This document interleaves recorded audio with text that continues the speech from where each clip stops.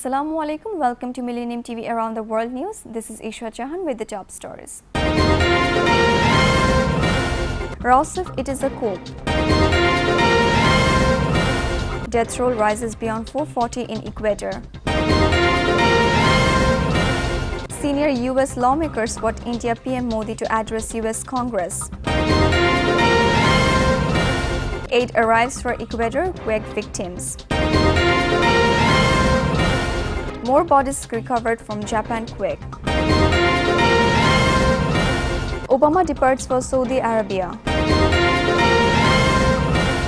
Clinton victory is in sight. Trump wins New York. We don't have much of a race anymore. Cruz takes cue from Obama promising yes we will. Sanders says we'll win Pennsylvania if Lurch voter turnaround. Fidel Castro speaks from what could be his last Congress. 30 years on, Chernobyl still a danger. Peace talks on the brink as war rages in Syria. Japan's sumo wrestlers mark Spring Festival in Tokyo. Viewers, now the detail. Brazil's President Dilma Rousseff calls attempts to impeach her a coup as the Senate gears up to vote after heavy defeat in the lower house of Congress.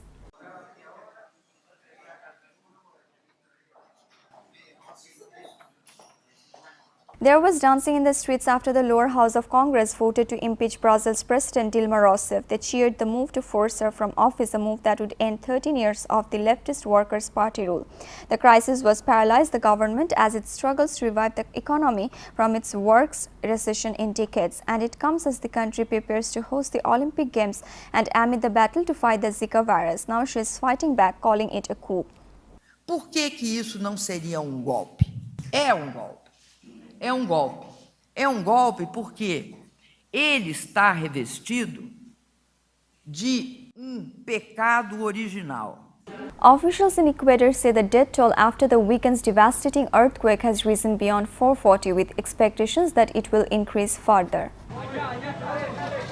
The Ecuadorian army has found more buried dead in the rubble of Saturday's earthquake. The discovery here in the town of Pedernales brings the death toll to more than 440. And with more than 200 people still missing, officials expect the number to rise. Son familia nuestra también. They're our family too. We're all Ecuador here. We're trying to lift the bodies of these people out so they can find peace and can be buried as they should be, with their families. Posterior sean enterrados como deberían con sus familias. The quake destroyed or damaged about 1,500 buildings. It also triggered mudslides and left more than 20,000 people sleeping in shelters. Soldiers have been delivering aid throughout the day, much of it coming from neighbors like Peru. Overseen by President Ollanta Humala, Lima has sent 4 shipments of aid since the quake struck, but it will take many more before Ecuador is back on its feet. The leaders of the U.S. House of Representatives Foreign Affairs Committee called on Tuesday for Indian Prime Minister Narendra Modi to address a joint meeting of Congress during a visit to Washington in June. Given the depth of our relationship with India across a range of areas, defense, humanitarian and disaster relief, space cooperation, conservation and innovation, we believe this is an ideal opportunity for the Congress to hear directly from the Prime Minister. Representatives Ed Royce, the Republican Committee Chairman, and Eliot Engel, the panel's ranking Democrat, wrote to House Speaker Paul Ryan. The invitation will be sharp turnaround for a leader who has once barred from the United States over massacres of Muslims. A spokeswoman for Ryan said she has no announcement at this time about whether Ryan would extend the invitation. Invitations to address the Senate and House are considered a great honor. There have been only 2 in the past year, Pope Francis on September 24th and Japanese Prime Minister Shinzo Abe on April 29, 2015. Aid arrives in coastal towns damaged by Ecuador's deadly earthquake, which has killed at least 480 people. Crucial aid has reached Pedernales, a town on the coast of Ecuador devastated by an earthquake. Many survivors are struggling without water or power. The quake killed more than 480 people in the country. Ecuador's President Rafael Correa surveyed the damage and says rebuilding will take years and billions of dollars. Tens of thousands of people have lost their homes. Many of them have set up makeshift camps like this one. Las casas de nosotros están todas en el All of our houses are underground. Everything is lost. Everything is lost. There is nothing more to do with what was God's desire. There is nothing more to do. Ya no se puede hacer nada. Saturday's earthquake was Ecuador's worst in decades. More bodies have been pulled out from debris following Japan's deadly earthquake.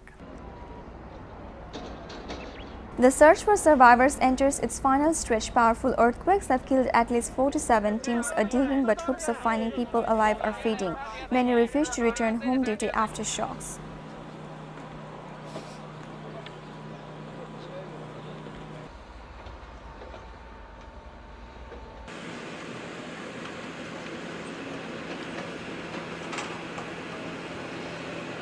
US President Obama departs Washington, D.C. for Saudi Arabia, where he will discuss the fight against Islamic State and other defense issues, according to a White House official.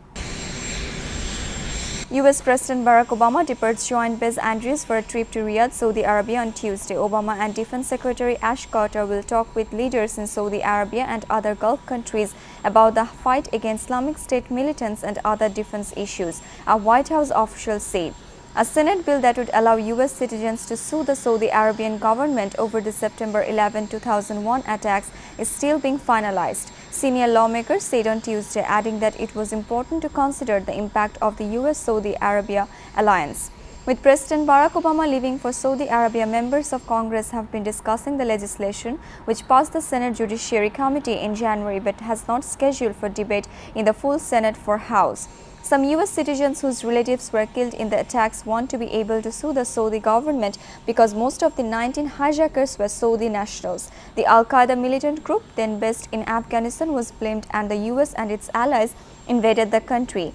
No US investigation to date has reported finding evidence of Saudi government support for the attacks. White House spokesman Josh Earnest and Obama did not support the legislation and would not sign it. Democratic frontrunner Hillary Clinton wins the new New York primary, blunting the momentum of rival Bernie Sanders and taking a big step towards wrapping up the nomination.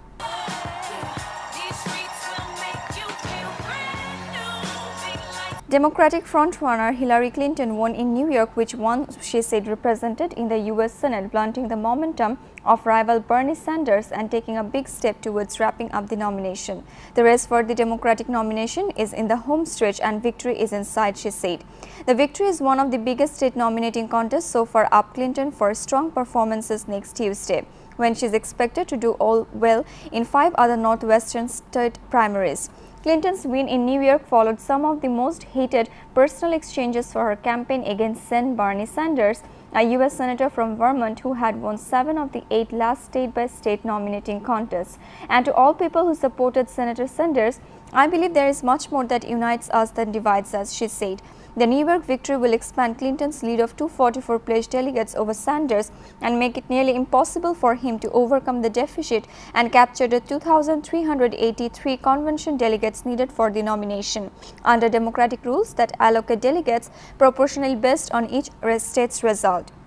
She also took aim at Republican rivals, saying Donald Trump and Ted Cruz are pushing a vision for America which is divisive and frankly dangerous, she said. The voting in New York was marred by irregularities, including more than 125,000 people missing from New York City voter rolls. And the city has roughly 4 million voters considered active for the primaries. New York City Comptroller Scott Stringers ordered an audit of the city elections board after it confirmed the names had been removed from voter rolls. He told the board in a letter it was consistently disorganized, chaotic, and inefficient. Donald Trump and Ted Cruz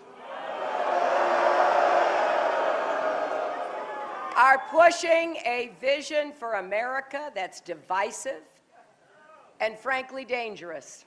And we have a very different vision. It's about lifting each other up, not tearing each other down. So let's go out and win this election and all rise together. Thank you so much. Viewers will. Republican frontrunner Donald Trump won New York's primary according to news network projections, moving closer to capturing enough delegates to win the party's nomination.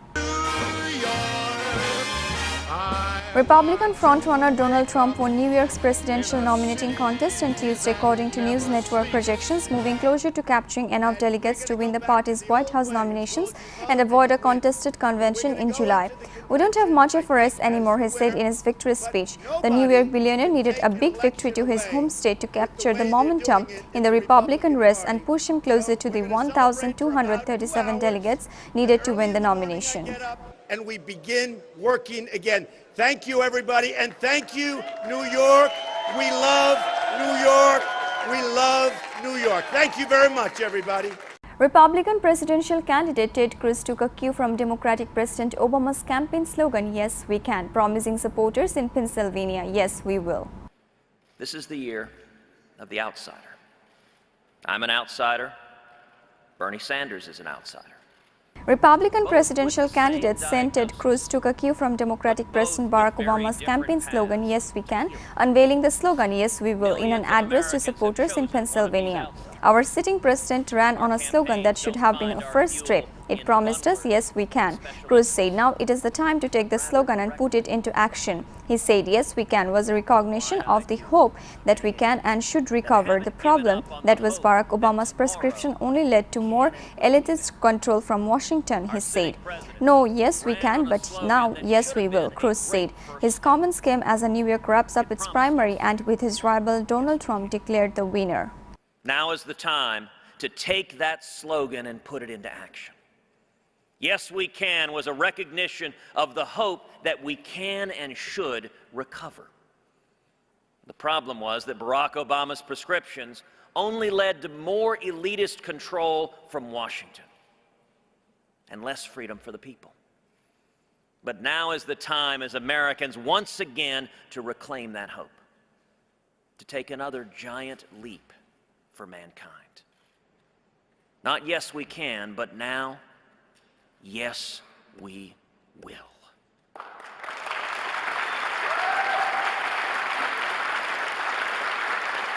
Democratic presidential candidate Bernie Sanders sets its sight on Pennsylvania's primary next week, saying, "If there is a large voter turnout, we will win." So what we did, and this is one of the most amazing things that's ever happened in my life, is we said, okay. Democratic presidential candidate Bernie Sanders is setting his sights on a Pennsylvania primary win during a rally in Erie on Tuesday. Sanders is rating up the rhetoric against his rival Hillary Clinton. "We have now received, as I understand it, some 7 million individual campaign contributions," said Sanders. Secretary Clinton has chosen another route. She has established a number of super PACs during the last reporting period. Her major super PAC reported $25 million from special interests, including $15 million from Wall Street, he added. Sanders had questioned whether Clinton's campaign violated legal limits on donations by paying her staffers with funds from a joint fundraising effort by Clinton and the Democratic National Committee, or DNC. $15 million from Wall Street. Next Tuesday, right here in Pennsylvania, a big Democratic primary contest. It's huge, huge. And here is my prediction. If there is a large voter turnout, we will win. Cuba's former leader Fidel Castro addresses the Congress in what he said could possibly be one of the last times that he appears before the Congress. Pronto deberé cumplir 90 años. Nunca se me habría ocurrido. Former Cuban leader Fidel Castro spoke on Tuesday at what he said could possibly be his last address to Congress before signaling his approval of candidates during the country's first congressional meeting since 2011. "Soon I will be turning 90 years old. I never imagined it and has not been the fruit of any labor. It was purely a whim of destiny," Castro said. "This could possibly be one of the last times that I speak from this room. I have voted for all the candidates who have been submitted by Congress, and I'm thankful for the invitation and the honor you are all listening to me. I congratulate everyone, but firstly, Comrade Raul Castro for his magnificent efforts," he said. Castro finished saying, "We will start the march and we will perfect that which we have to perfect with unwavering loyalty and united strength like Martí, Maceo and Gómez. We will march unstoppably. End. Su magnífico esfuerzo.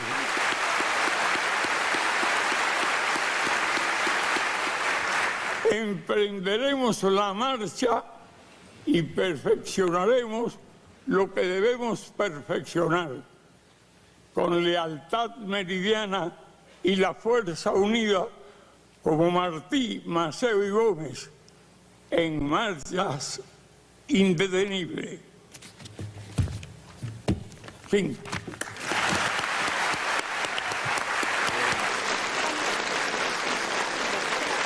Radiation levels around Ukraine's doomed Chernobyl nuclear power plant are still dangerously high despite the passage of 3 decades since the plant's catastrophic meltdown. As the 30th anniversary approaches, nearby residents say they have no choice but to carry on. 30 years may have passed, but Chernobyl is still a dangerous place to live. On April 26, 1986, a Bosch Systems 10 test sent clouds of nuclear material across Europe and sent radiation levels soaring.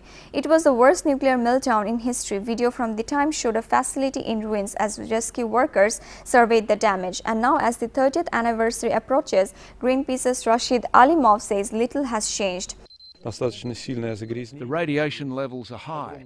Many areas are considered to be contaminated and are not acceptable for agriculture and other things. Here in Russia's Bryansk region, the radiation has touched every aspect of people's life. It is in the food they eat, in the milk and water they drink, on the children's playground and in the soil where their vegetables grow. Despite the contaminated food supply, residents say they have no choice but to eat it anyway. What is the point of checking the radiation levels? Do you agree? We check them and they are beyond acceptable. What do we do then? Throw it away? We are hungry. Everybody wants to eat, our children and us. The disaster affected some 745 settlements, including 26 in evacuation zones. One of the worst effects was of the significant decline in health. All of our bones ache. Everything. Arms, legs, even lifting hands is painful. At 70, merchants should be married, and us, we all have one foot in the grave. Even as officials build a new steel-clad casement to block radiation, the surrounding zone, roughly the size of Luxembourg, is expected to remain largely uninhabitable. Syria's fragile peace talks appear doomed on Tuesday after airstrikes killed around 40 people in a crowded vegetable market in rebel-held territory. Dozens die in a vegetable market after airstrikes hit rebel-controlled territory in Syria. France calls it, quote, another massacre. Amateur video, which cannot be dependently verified by Reuters, appears to show the deadliest single attack since a partial ceasefire took hold in late February. Now, talks in Geneva this week aimed at forging peace appear consumed by the fog of war. As this opposition suspends its role in the Geneva talks, Chief Coordinator Riyad Hijab says they want major powers to disguise the failed ceasefire, and there are conditions. Bashar al-Assad will not remain, and we will not forgive. Bashar al-Assad must face justice. He must be punished. Syria's chief negotiator, Bashar Jafari, says Assad's future is not in the hands of anyone in Geneva. It's a Syrian matter that should be decided by the Syrian people. Leaving talks on the brink of collapse as war rages on the ground in Syria. Sumo wrestlers at a shrine in Tokyo mark the annual Spring Festival. Thousands gathered to attend an outdoor sumo wrestling tournament in Tokyo. Sumo, Japan's national sport, has roots in religious rituals at Shinto shrines to pay for abundant harvest. The wrestlers weigh about 120 kg and grapple, slap and push each other for victory while wearing traditional loincloths. The Spring Festival was held at the controversial Yoshikuni Shrine.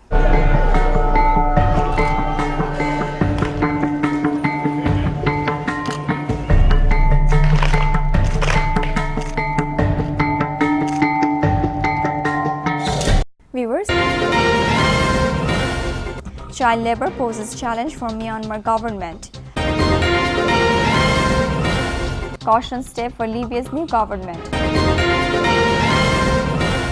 Dozens killed, hundreds wounded in Kabul attack. Drought and dams put Vietnam's future at risk. Italian team prepares to fix crumbling Iraqi dam. Los Angeles High School gets gender-neutral bathroom. Swiss anger at Muslim boys over female handshake snub. Protest in Cairo over policeman killing at tree vendor. Ethiopia declares 2 days of national mourning. Brain-dead Polish woman gives birth to baby boy. Holy beer. Hopes of finding Ecuador quake survivors fade as death toll nears 500. Myanmar's unregulated labor market is rife with child workers struggling to support their poor families. Tun Min sides with boots on every morning and heads to work in the outskirts of Yangon. The 16-year-old Burmese teen is the sole breadwinner for his family and earns about $8 a day delivering fish to the market. He's been doing this since he was 12, when he had to drop out of school because his mother became ill. I want to become a trade in the fish market, he says. I need money to start my business and then I can earn even more money. The demand for labor had risen drastically since the Myanmar economy opened up 5 years ago. Here, about 1 in 5 children aged 10 to 17 go to work instead of school, despite laws that curb child labor. Michael Slingsby from the United Nations Development Programme says there is a fine line between protecting children and the demand for economic development. I think it should be a priority area, but needs to be combined with positive policies. If you try to ban child labor, there's a danger that you drive it underground. And people still continue to work very young, but do it in a less open way. Aung San Suu Kyi's National League for Democracy party, which took power this month, said tackling child labor was one of the party's goals. Libya's new UN-backed government has begun trying to bring a chaotic country under its control. Guarding the gate. Behind these doors, Libya's new UN-backed government has started trying to bring a chaotic country under its control. But even just beyond the well-policed walls, Tripoli isn't always a welcoming city. We're in the Busita naval base in the centre of Tripoli, and this is where the leaders of Libya's UN-backed unity government arrived 2.5 weeks ago. They had to arrive by ship because their opponents closed down the airspace, and this is where they've been operating from and receiving the first foreign senior Western visitors since the violence here broke out in 2014. Now, the government says that it's secured at least 6 ministry buildings in Tripoli and that it's going to start moving into the city and operating from there this week. The Prime Minister is trying to bring together an alliance that took over Tripoli in 2014 to form its own self-declared government and an Eastern administration set up by the recognised parliament in the far east of the country. So far, it's still trying to broaden its support, but its ability to move deeper into Tripoli will depend on the city's many armed brigades. If you drive around Tripoli at the moment, you'll see plenty of visible security checkpoints and people on pickup trucks with guns, but it's not always clear, even to the people who live here, who these men are controlled by. The leaders of the unity government say that they have the loyalty, or at least the acceptance, of some of the biggest armed groups operating here in Tripoli. But these armed groups are numerous and they've caused many problems for politicians in the past. One senior figure in an armed brigade told us that many are still reluctant to commit their support until they see that the unity government is working effectively. But all of those things are going to be incredibly difficult given the challenging security situation and the complex politics both in Tripoli and in the rest of Libya. At least 28 were killed and more than 300 wounded after Taliban suicide attack in Kabul. Police says at least 28 people are dead and more than 300 wounded after a Taliban suicide bomber attack on a government security building in Kabul. This attack began with a car bomb during the height of the morning rush hour, and security forces and militants then exchanged gunfire. Government officials said civilians and members of the Afghan security forces were among killed. The Taliban have claimed responsibility for the attack. Fighting was raged in and around the northern city of Kunduz, since the militant group announced the start of their spring offensive last week.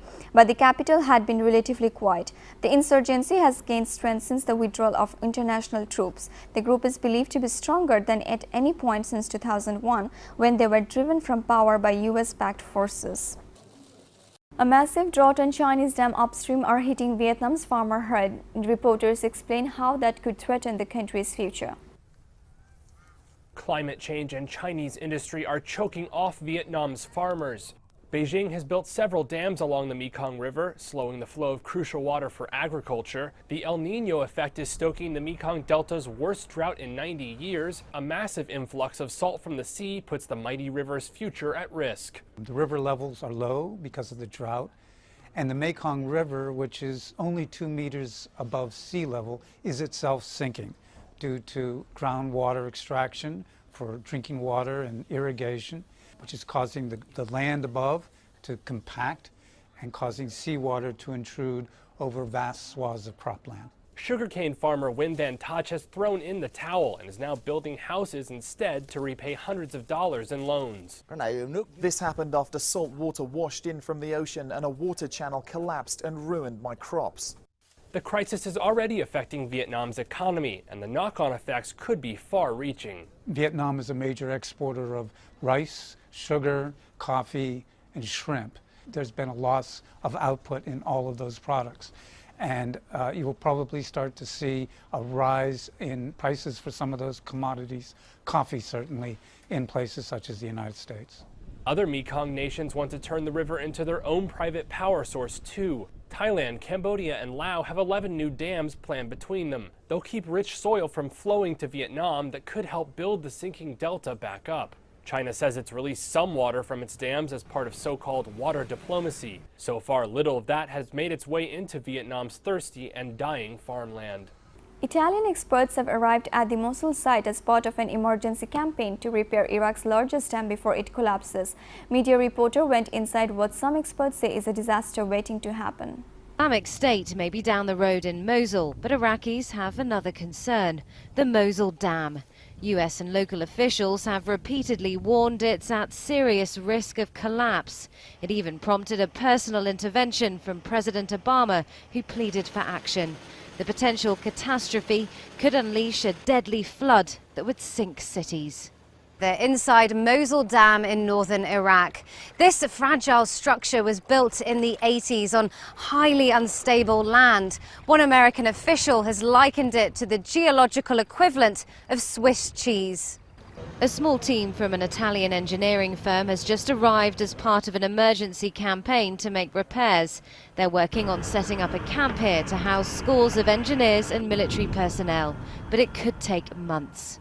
The manager of the dam says their equipment is old and desperately needs an upgrade. We need the Italian company come here to give high technology, to bring more activities and technology for machines, for badging plant, for another technical equipment.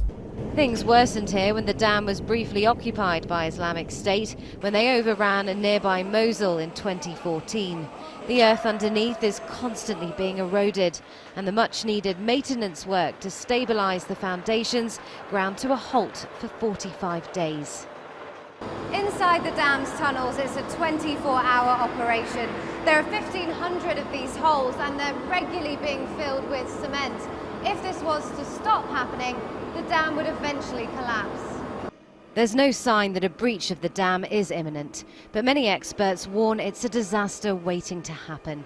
And with thousands of ISIS militants lurking nearby and an unstable political backdrop in Baghdad, the situation remains as shaky as the ground it was built on. Reuters and the New York Times shared the Pulitzer Prize for breaking news photography for images of the migrant crisis in Europe and the Middle East. Here are some of the photos that were honored.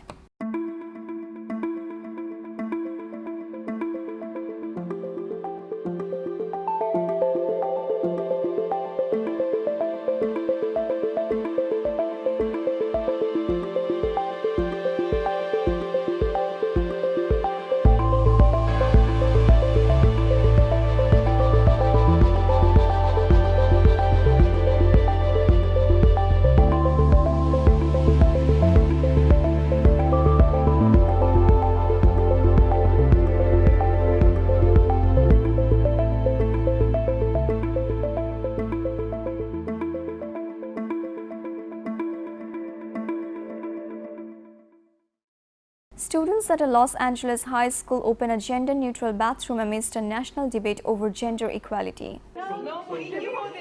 It was a long time coming, but students in this Los Angeles high school have successfully petitioned to open what they say is the state's first gender-neutral restroom. Students in the Sante Education Complex's Gay Straight Alliance helped convert a girls' restroom into a restroom open to all students, regardless of their gender identity. GSA group members say they started the It's Just a Toilet campaign to help not just transgender students, but the entire student body. One of the spaces where students would say they oftentimes either get bullied or feel uncomfortable, it was in the restrooms. Sometimes on campus, usually off campus, students talked about having stories about how at times they would have to hold it and not go to the restroom all day long, and that was unhealthy for them. So this restroom is important so all students could feel comfortable, not just LGBT students or not just minority students. It's for all students. Their campaign comes amidst a nationwide debate over laws in North Carolina and elsewhere that bar transgender people from using public bathrooms consistent with their gender identity. The laws have touched off widespread criticism from corporate, entertainment, and sports leaders. Rock group Pearl Jam is the latest to cancel a show in the state in protest. But here in this downtown LA school, a step towards equality as students close the door on gender discrimination. Viewers, will take a short Syrian family citizenship process impeded after two boys' refusal to shake female teachers' hands for Islamic reasons. Switzerland has suspended the citizenship process for the family of two teenage Syrian brothers after the boys' refusal to shake hands with their female teacher for religious reasons. The incident has sparked a national debate over religious freedoms in Switzerland. The brothers, aged 14 and 15, who were sons of a Syrian political refugee granted asylum in 2001, had informed education officials in the northern municipality of their will that physical contact with women who are not family members violated their interpretation of Islam. On Tuesday, authorities in the canton of Basel country, where Tarbes is located, said the naturalization proceedings for the family had been put on hold. The report also noted that such suspensions are common in citizenship procedures, as authorities often require supplemental information about the families concerned. The two boys had been exempted from a Swiss custom of pupils shaking teachers' hands, with Tarbes officials instructing them to avoid contact with male teachers as well as avoid gender discrimination. But the compromise sparked a heated response from leading Swiss politicians, including Justice Minister Simonetta Sommaruga, who insisted that shaking hands is part of Swiss culture. The Swiss news agency Le News quoted Georges Thuring, the president of the commission that oversees local citizenship applications, as saying, "I don't think we can talk of integrations in relations to handshake objectors. Personally, I'd reject their request," adding that as president of the commission, I assured that the request will be examined properly like any other. Le News also said that when interviewed, the two students insist that requiring them to shake hands with teachers is discriminatory. "No one can force us to touch hands," said one of them. Switzerland's population of 8 million includes an estimated 350,000 Muslims. Previous similar disputes have centered on Muslim parents who demanded that their daughters be exempt from swimming lessons. Muslim families have, however, secured victories in court against schools that sought to ban the full-face veil. Hundreds take to streets after shooting sparked by argument over price of a cup of tea between officers and street vendor. Hundreds of people took off to streets of Egypt's capital to protest after an Egyptian police officer shot dead a street vendor and injured two others, state media said, in what was the latest in a series of incidents that have triggered public outrage over police abuses. Hesham Amer, police chief of the New Cairo district, and three policemen argued with a street vendor over the price of a cup of tea. Then one of them shot three people in the eastern Cairo suburb of Rehab. The official news agency MENA quoted an unnamed security source as saying that the Interior Minister Magdi Abdel Ghaffar referred the police officer to the prosecutor's police office over the shooting. It also said that the wounded were taken to hospital. Photos and video clips circulated on social networking sites showed crowds smashing a police car and ambulance as they blocked a road while chanting, "The police are thugs." The body of the dead vendor was seen lying in the street. Police sealed the area and deployed riot squads to disperse the crowd. More violence broke out when police and an ambulance tried to take away the body of the deceased vendor, state-run newspaper Al Ahram reported on its website. The crowd was later dispersed, it said. Addis Ababa declares state of mourning for Gambela attack victims but stays silent on the fate of abducted children. Ethiopia has declared 2 days of national mourning for the killing of at least 200 people by gunmen from neighboring South Sudan without providing any information about the 108 Ethiopian children that went missing during the attack. The country's House of Representatives said in a statement broadcasted by state media that flags will be flown at half-mast across the country and in the country's foreign mission starting on Wednesday. Friday's attack happened in the 3 districts of the Niger zone in the country's Gambela regional state. The area straddles the border of the two countries and is home to more than 280,000 South Sudanese refugees that fled the conflict in their country.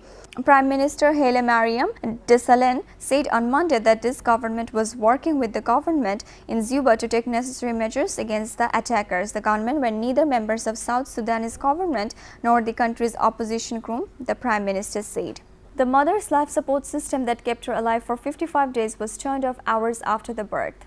A brain-dead Polish woman had delivered a baby boy after she was kept alive for 55 days so that she could give birth.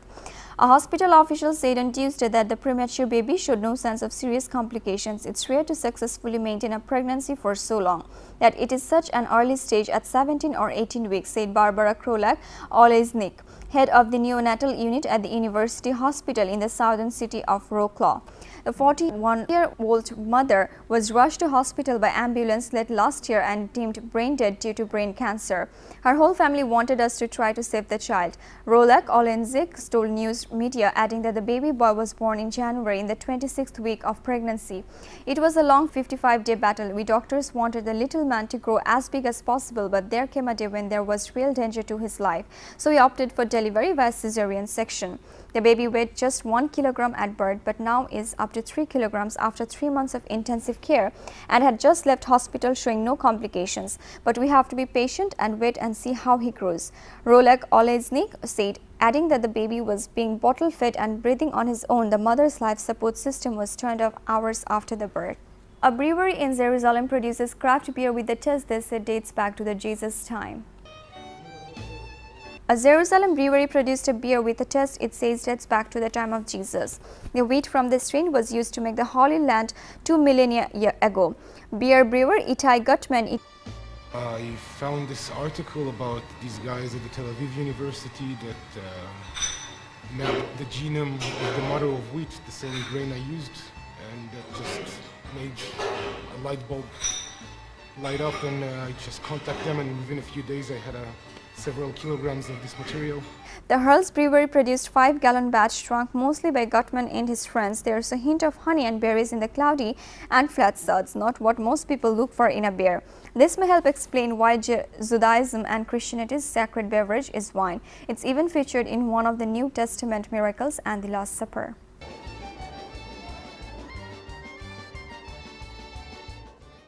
Rescuers in Ecuador were losing hope on Tuesday of finding more survivors from an earthquake that killed nearly 500 people and dealt a shattering blow of the South American OPEC country's already fragile economy.